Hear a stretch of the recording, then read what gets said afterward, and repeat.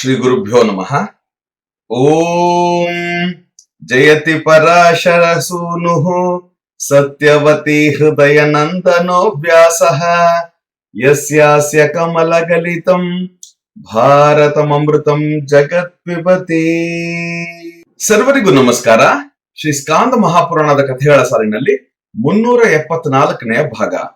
ಕೃತಿಕಾಯುಕ್ತ ಪೌರ್ಣಿಮೆಯ ದಿನ ಬಂದಿತು. ಆ ದಿನ ಸೂರ್ಯಾಸ್ತದ ನಂತರ ಅರುಣಾಚಲದ ಶೃಂಗ ಪ್ರದೇಶದಲ್ಲಿ ಒಂದು ಜ್ಯೋತಿಯ ದರ್ಶನವಾಯಿತು. ಈ ಸುಮುಹೂರ್ತಕ್ಕಾಗಿಯೇ ಕಾಯುತ್ತಿದ್ದ ಬ್ರಹ್ಮ, ವಿಷ್ಣು, ಇಂದ್ರ ಮೊದಲಾದ ಎಲ್ಲಾ ದೇವತೆಗಳು ಆ ಜ್ಯೋತಿಗೆ ನಮಸ್ಕರಿಸಿದರು. ಕಟ್ಟಿಗೆ, ಎಣ್ಣೆ, ಬತ್ತಿ ಯಾವುದೂ ಇಲ್ಲದೆ ಉರಿಯುತ್ತಿದ್ದ ಆ ಜ್ಯೋತಿಯನ್ನು ಪಾರ್ವತಿಯು ನೋಡಿ ಆಶ್ಚರ್ಯಚಕಿತಳಾಗಿ ಪ್ರದಕ್ಷಿಣೆ ಮಾಡಿ ಹೆಜ್ಜೆ ಹೆಜ್ಜೆಗೂ ನಮಸ್ಕರಿಸುತ್ತಾ ಅರುಣಾಚಲೇಶ್ವರನನ್ನು ಅನೇಕ ಸ್ತೋತ್ರಗಳಿಂದ ಸ್ತುತಿಸಿ ಜ್ಯೋತಿಯಲ್ಲಿ ದೃಷ್ಟಿ ನೆಟ್ಟು ಧ್ಯಾನಮಗ್ನಳಾದಳು. ಅವಳ ಸ್ತೋತ್ರದಿಂದ ಪ್ರಸನ್ನನಾದ ಈಶ್ವರನು ತೇಜೋರೂಪವನ್ನು ಉಪಸಂಹರಿಸಿ ಸುಂದರವಾದ ರೂಪ ತಾಳಿ ಬಿಳಿ ವೃಷಭವಾಹನನಾಗಿ ಪಾರ್ವತಿಯ ಎದುರು ಪ್ರತ್ಯಕ್ಷನಾದನು. ಬ್ರಹ್ಮ, ಸರಸ್ವತಿ, ವಿಷ್ಣು, ಮಹಾಲಕ್ಷ್ಮಿ, ಶಚಿ ಸಹಿತ ಇಂದ್ರ, ಅಷ್ಟದಿಕ್ಪಾಲಕರು, ದೇವಗಣಗಳು, ಗಂಧರ್ವ, ಅಪ್ಸರ, ಯಕ್ಷ, ಕಿನ್ನರರು, ವಸುಗಳು, ದ್ವಾದಶಾದಿತ್ಯರು, ಏಕಾದಶ ರುದ್ರರು, ಭೈರವರು, ನಾಗರು, ಶಿವಕಂಕರ ಗಣಗಳು, 33 ಕೋಟಿ ದೇವತೆಗಳು, ಮಹರ್ಷಿಗಳು ಎಲ್ಲರೂ ಪರಮೇಶ್ವರನನ್ನು ಸುತ್ತುಗಟ್ಟಿಕೊಂಡು ಹೊರಟರು.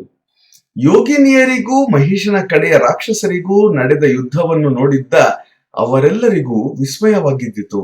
ತನ್ನ ಎದುರಿಗೆ ನಿಂತಿದ್ದ ದಿವ್ಯ ರೂಪದ ಈಶ್ವರನನ್ನು ನೋಡಿ ಪಾರ್ವತಿಯು ಬಹಳ ಕಾಲದ ವಿರಹ ವ್ಯಥೆಯನ್ನು ಮರೆತು ಕಾಮಾಸಕ್ತಳಾಗಿ ಲಜ್ಜೆಯಿಂದ ಶಿವನ ಪಾದಗಳಲ್ಲಿ ದೃಷ್ಟಿಯನ್ನಿಟ್ಟಳು.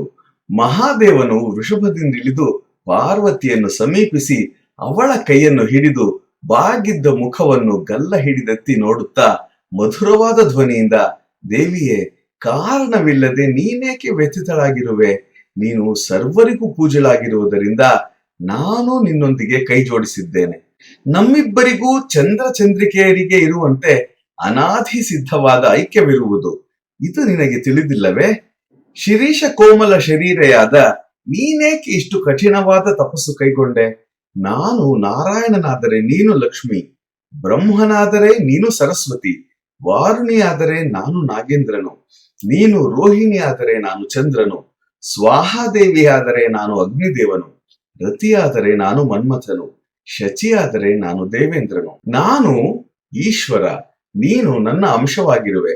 ನಿನ್ನ ಅಣತಿಯಂತೆಯೇ ಸೃಷ್ಟಿ ಸ್ಥಿತಿ ಲಯಗಳು ಯಥಾವಿಧಿಯಾಗಿ ನಡೆಯುತ್ತಿವೆ. ಆದುದರಿಂದ ಬೇರೆಯವರಂತೆ ನನ್ನಲ್ಲಿ ಭೇದ ಭಾವವನ್ನು ಮಾಡಬಾರದು. ನೀನು ಕಾರಣವಿಲ್ಲದೆಯೇ ವ್ಯಾಕುಲಪಟ್ಟು ನನ್ನಲ್ಲಿ ಅಸೂಯೆ ತೋರುತ್ತಿರುವೆ. ನಾನು ನೋಡಿದ ಅಸೂಯೆಗೆ ತಕ್ಕ ಪ್ರತೀಕಾರವನ್ನು ಈಗಲೇ ಮಾಡುತ್ತೇನೆ. ಹೀಗೆಂದು ಹೇಳಿದ ಮಹೇಶ್ವರನು ಅಲ್ಲಿಯೇ ಕುಳಿತುಕೊಂಡು ಅವಳನ್ನೆತ್ತಿ ತನ್ನ ತೊಡೆಯ ಮೇಲೆ ಕೂರಿಸಿಕೊಂಡನು. ಪಾರ್ವತಿಯ ಮುಖವು ಲಜ್ಜೆಯಿಂದ ತನ್ನಲ್ಲಿಯೇ ಬಚ್ಚಿಟ್ಟುಕೊಳ್ಳುವಂತಿದ್ದಿತು. ಪ್ರೇಮದಿಂದ ಅವಳನ್ನು ಆಲಂಗಿಸಿಕೊಂಡಾಗ ಅವರಿಬ್ಬರ ಶರೀರಗಳು ಸಾಮೀಪ್ಯದ ಪ್ರಭಾವದಿಂದ ಒಂದಾಗಿ ಅರ್ಧನಾರೀಶ್ವರ ರೂಪವಾಗಿ ಕಾಣುತ್ತಿದ್ದಿತು.